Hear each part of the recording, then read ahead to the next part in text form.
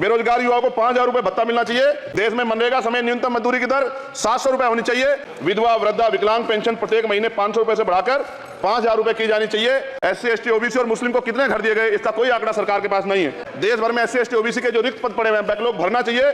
महिलाओं के साथ रेप, हत्या और NCRB का डाटा पढ़ेंगे तो खून के आंसू रोने पड़ेंगे। युवा बेरोजगार है, सड़कों पे 80 करोड़ लोगों को 5 किलो राशन में जीवन यापन करना पड़ रहा है। नमो बुद्धाय, जय भीम, जय भारत, जय संविधान, जय विज्ञान। मैं आशीष कुमार गौतम। आज फिर हर बार की तरह सबसे बड़ी खबर निकल कर सामने आ रही है। देखिए इस रिपोर्ट में। मैं अपनी बात को शुरू करते हुए बहुजन समाज में जन्मे सभी संतों, गुरुओं और महान पुरुषों को नमन करता हूं। साथ साथ मैं भारत की महान जनता का भी धन्यवाद करता हूं कि उन्होंने लोकतंत्र की रक्षा इस बार की है। सभापति महोदय, पिछले 10 सालों में सरकार की नीतियों के कारण गरीब और गरीब हुआ और अमीर हुआ है, यानी गरीबों और अमीरों के बीच फासला बढ़ गया है। सारे देश की संपत्ति को चंद अमीरों के हाथ में दे दिया गया है। ये हमारे संविधान की मंशा और समतावादी समाज के लक्ष्य के खिलाफ है। अतः हमारी नीतियां गरीबों के पक्ष में भी होनी चाहिए। जातिगत जनगणना, SC, ST, OBC यानी कि जो बहुजन समाज के लिए आज जीवन मरण का प्रश्न है, इसके बारे में कोई बात बजट में नहीं की गई है। इसके बाद जनसंख्या के अनुपात में बहुजन समाज को सभी क्षेत्रों में हिस्सेदारी मिलनी चाहिए, तभी बाबा साहब अंबेडकर का जो सपना है समतामूलक समाज का, वो पूरा होगा। महोदय, एक कैसा विकसित भारत है जिसमें आज भी सफाई कर्मचारी को पक्की नौकरी नहीं मिल रही है और उसको गटर में उतरने के लिए मजबूर किया जा रहा है। उनके लिए कोई अलग से बजट नहीं है। बजट बन सकता है अगर सरकार चाहे। SC, ST को जो सब प्लान मिलता था, SPC का जो पैसा मिलता था, वो बजट से हटा दिया गया है। साथ साथ देश के स्तर पे आशा, आंगनबाड़ी, भोजन माता, ग्राम सेवक, PRD जवान, होमगार्डों के मानदेय में बढ़ोतरी नहीं हुई है। ऐसा कुछ भी नहीं दिख रहा है कि उनके जीवन में खुशहाली आ जाए। इनका मानदेय बढ़ना चाहिए। विधवा, वृद्धा, विकलांग पेंशन प्रत्येक महीने 500 रुपए से बढ़ाकर 5,000 रुपए की जानी चाहिए, क्योंकि महंगाई बढ़ रही है। देश में प्रधानमंत्री जन कल्याण योजना के तहत SC, ST, OBC और मुस्लिम को कितने घर दिए गए, इसका कोई आंकड़ा सरकार के पास नहीं है। देश में इसी तरह SC, ST, OBC के लिए कितने परिवारों को शौचालय की व्यवस्था कराई गई। आज भी सिद्धार्थनगर जैसे जिले और तमाम जिले जो हैं, वहां शौचालय की व्यवस्था नहीं है। इस पर ध्यान देना चाहिए। देश भर में SC, ST, OBC के जो रिक्त पद पड़े हुए हैं, बैकलॉग भरना चाहिए। सरकार ने कुछ नहीं कहा। यह कैसी विश्व की 5वीं अर्थव्यवस्था है जिसमें आज भी SC, ST पर अत्याचार हो रहा है। महिलाओं के साथ रेप, हत्या और NCRB का डाटा पढ़ेंगे तो खून के आंसू रोने पड़ेंगे। युवा बेरोजगार है, सड़कों पे 80 करोड़ लोगों को 5 किलो राशन में जीवन यापन करना पड़ रहा है। जो बजट SC, ST को मिलता है, मेरे दाएं तरफ जो साथी बैठे उनको बुरा लगेगा। कर्नाटक में 14,732 करोड़ रुपए इन्होंने दूसरी योजना में लगा दिए और मध्य प्रदेश में आपने 95 करोड़ रुपए जो है दूसरे बजट में लगा दिए। हमारा जो मिलता है उसको तो मत छीनो भाई। MSP की लीगल गारंटी कोई बात नहीं हुई है। किसानों को जो 6,000 रुपए मिलते हैं उसको बढ़ा के 12,000 रुपए करना चाहिए और फसल बीमा जो है उसका सारा प्रीमियम सरकार भरे, किसानों पे बोझ ना लगे। रिजर्वेशन प्रमोशन में लागू नहीं किया गया, पुरानी पेंशन को बहाल नहीं किया गया, इस पर चर्चा नहीं हुई। देश में मनरेगा समेत न्यूनतम मजदूरी की दर 700 रुपए होनी चाहिए। समान काम समान वेतन पॉलिसी लागू होनी चाहिए। जो रसोई की चिंता करते हुए 500 रुपए प्रति सिलेंडर से ज्यादा के दाम नहीं होने चाहिए, जो महिलाओं को राहत मिल सके। बिजली के दामों में भी कमी होनी चाहिए। बेरोजगार युवाओं को 5,000 रुपए भत्ता मिलना चाहिए, जो बेरोजगार युवा जो है अपनी पढ़ाई या अपना खर्चा उठा सके। मैं अपने क्षेत्र के विषय में महोदय आपसे कहना चाहता हूं कि पश्चिम यूपी में नगीना में एक एम्स बनना चाहिए, एक IIT बननी चाहिए, एक IIM बनना चाहिए। नगीना लोकसभा में उद्योग धंधे लगने चाहिए। नगीना की कताई मिल जो है उसको पुनः शुरू कराना चाहिए। RRTC जो योजना है सरकार की, उसको मेरठ से आगे बढ़ाकर मुजफ्फरनगर, सहारनपुर से नजीबाबाद, नगीना होते हुए उसको नगीना तक ले जाना चाहिए। साथ साथ नजीबाबाद से मुंबई के लिए एक ट्रेन चलनी चाहिए और नगीना, शिवरा, किरतपुर में रेलवे के ओवरब्रिज बनने चाहिए। सभापति महोदय, सामाजिक न्याय मंत्रालय को 13,000 करोड़ रुपए दिए गए और जनजाति कार्य मंत्रालय को 13,000 करोड़ रुपए दिए, कुल 26,000 करोड़ रुपए।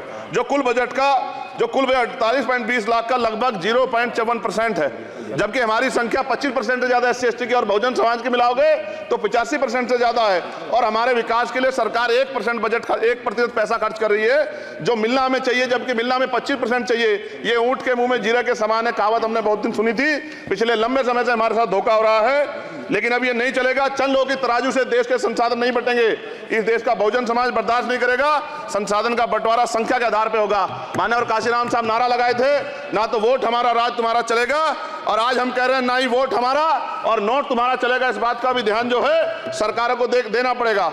आपके माध्यम से सरकार से मेरी एक मांग है, सरकार इस योजना का लाभ भी अपने आप ले ले, श्रेय भी ले ले कि 1 लाख रुपए सालाना बहुजन समाज के अत्यंत गरीब परिवारों को दे। 10 लाख करोड़ रुपए खर्च होंगे, लेकिन इस 1 लाख रुपए की योजना से एक झटके से एक परिवार में परिवार गरीबी की रेखा से ऊपर आएगा और इनके बच्चों को कुपोषण खत्म होगा, अच्छी शिक्षा मिलेगी, महिलाओं को सम्मानजनक जीवन मिलेगा और इससे वास्तव में सबका साथ सबका विकास का नारा सार्थक होगा। अगर प्रश्न ये होगा कहां से आएगा, तो उसका जवाब ये है कि जब अमीरों का 16 लाख करोड़ रुपए माफ हो सकता है, कॉर्पोरेट टैक्स का घटाकर लाखों करोड़ रुपए का चूना सरकारी खजाने को लगाया जा सकता है, पेट्रोल डीजल के दाम 10 गुना बढ़ा, एक्साइज ड्यूटी बढ़ाई जा सकती है, तो गरीबों को सरकार पैसा क्यों नहीं दे सकती। महोदय, समय आ गया है, अब निजी क्षेत्रों में आरक्षण की व्यवस्था होनी चाहिए।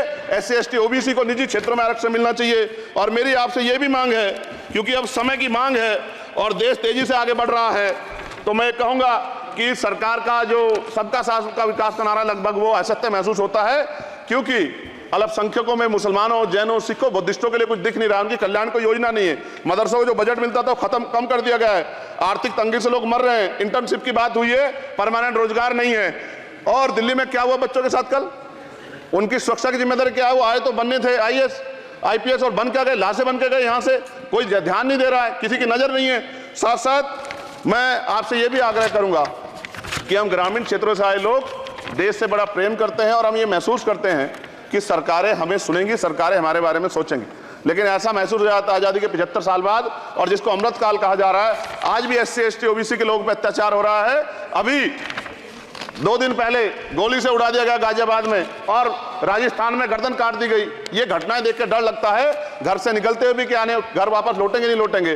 तो मेरा सरकार से आग्रह है, अगर आज़ादी के 75 साल बाद भी हमें हमारी हत्या हो रही है, तो हमारी मां को भी दर्द हुआ होगा जब उसने हमें पैदा किया हो, हमारी बहनों को भी हमारे खोने का दर्द होता होगा। कैसी कानून व्यवस्था है आपकी, सब कुछ है आपके पास, फिर भी जो है महिलाओं पर रेप नहीं रोक पा रहे हो, हत्याएं नहीं रोक पा रहे हो, गरीबों, दलितों, पिछड़ों, किसानों, मजदूरों की जान नहीं बचा पा रहे हो। किसान सुसाइड कर रहा है, नौजवान सुसाइड कर रहा है, और बड़ी बड़ी बातें होती हैं, इधर भी अच्छे लोग हैं, इधर भी अच्छे लोग हैं, लेकिन अच्छाई तब होगी जब जमीन पर भी कुछ काम दिखाई देगा। और जमीन पर महोदय कोई काम दिखाई नहीं दे रहा है। जब कोई योजना की बात आती है तो सरकार हमसे मुंह मोड़ लेती है। आप बताइए, एजुकेशन का बजट कम कर दिया, हेल्थ का बजट कम कर दिया। मैं अपने क्षेत्र में गया तो आप विश्वास कीजिए, डॉक्टर नहीं है, स्कूल में मास्टर नहीं है, और कोई भर्ती ऐसी नहीं जिसका पेपर लीक नहीं होता है। तो देश किस तरफ जा रहा है और इसमें नौजवानों का भविष्य क्या है, उसके बारे में भी हमें चिंता करनी चाहिए। और अंत में अपनी बात को खत्म करते हुए मेरा आपसे आग्रह और आपके माध्यम सरकार से आग्रह है कि यहाँ बाहर बाबा साहब अम्बेडकर की मूर्ति लगी हुई थी, वो करोड़ों लोगों की आस्था से जुड़ा विषय है, और आप विश्वास करो इतना गुस्सा है उसको लेके।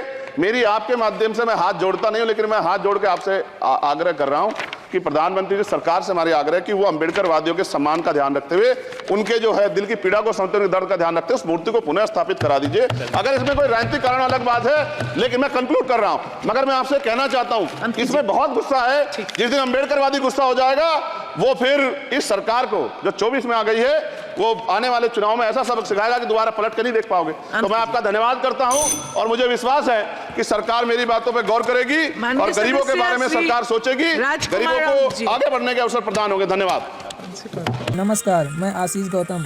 अगर आपको हमारा ये वीडियो पसंद आया हो तो इसे लाइक और शेयर जरूर करें, और हाँ, नेशनल धाकर को सब्सक्राइब करना ना भूलें।